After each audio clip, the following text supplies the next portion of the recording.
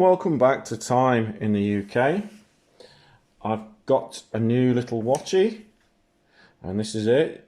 It's a STEELDIVE, and the watch in question comes in a nice little plastic case, as do all STEELDIVEs. This was traded in for another one. It came in almost as new condition, with all the little case candy in a little box. So there we go.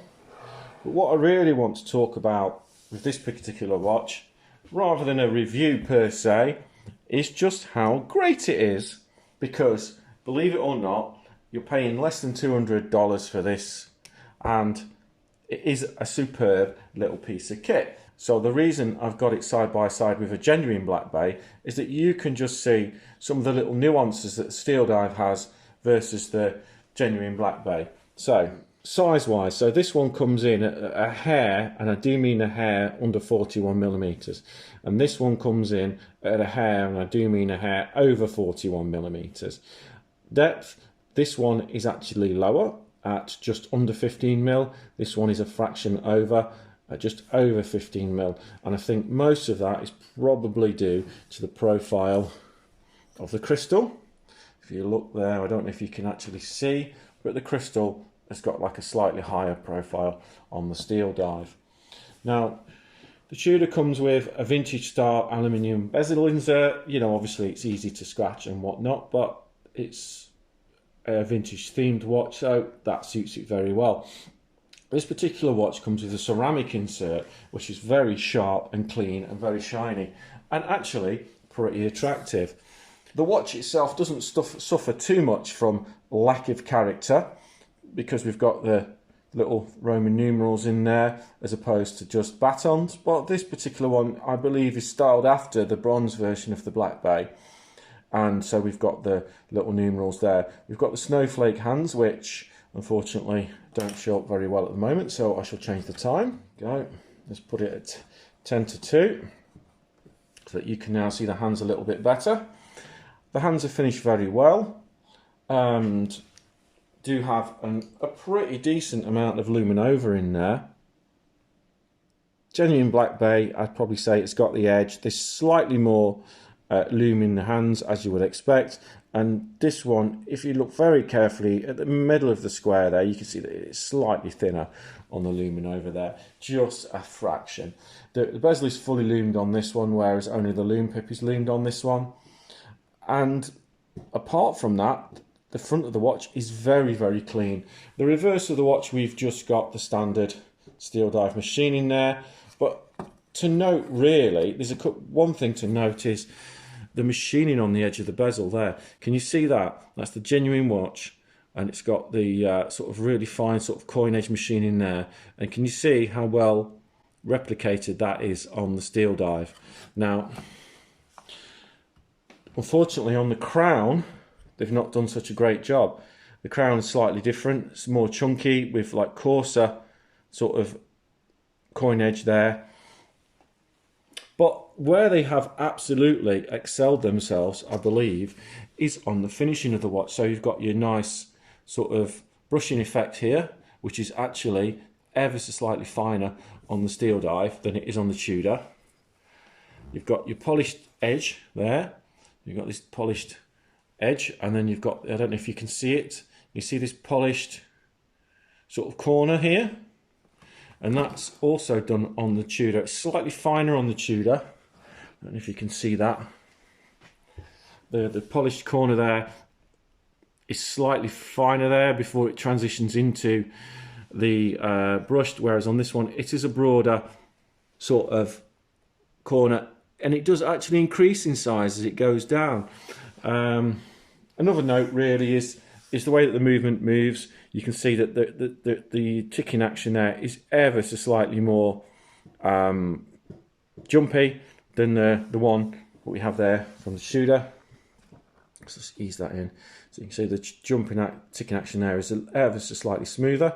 This has probably got like maybe 6 vibrations a second. This one looks to have 3 to 4, something like that. So this is just a hair smoother on this Tudor. But both these watches have got sapphire crystal, and that one's coming in at the RRP for Tudor, which is currently over £3 I believe, or £3 and this one is coming in at $200. The quality that you get from this steel dive piece is absolutely phenomenal. So if you're starting out on your little journey to collect a few watches and have a few nice pieces, why not pick up a couple of steel dives?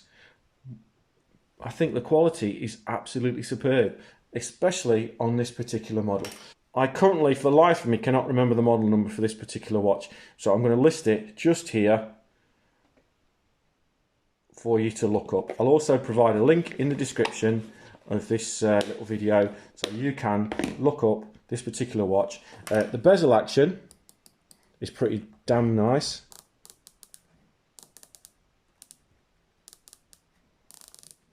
This is the bezel action on the Tudor, which is pretty buttery. Not quite as nice, a little bit more twangy perhaps, but you know, perfectly satisfactory. A little bit of bounce, not too much, and no loom pit. But apart from that minor niggle of the bezel action, which isn't in any way, shape or form bad, the bezel action is pretty good for this sort of category of price-wise of watch. But this one beats it, as you would expect.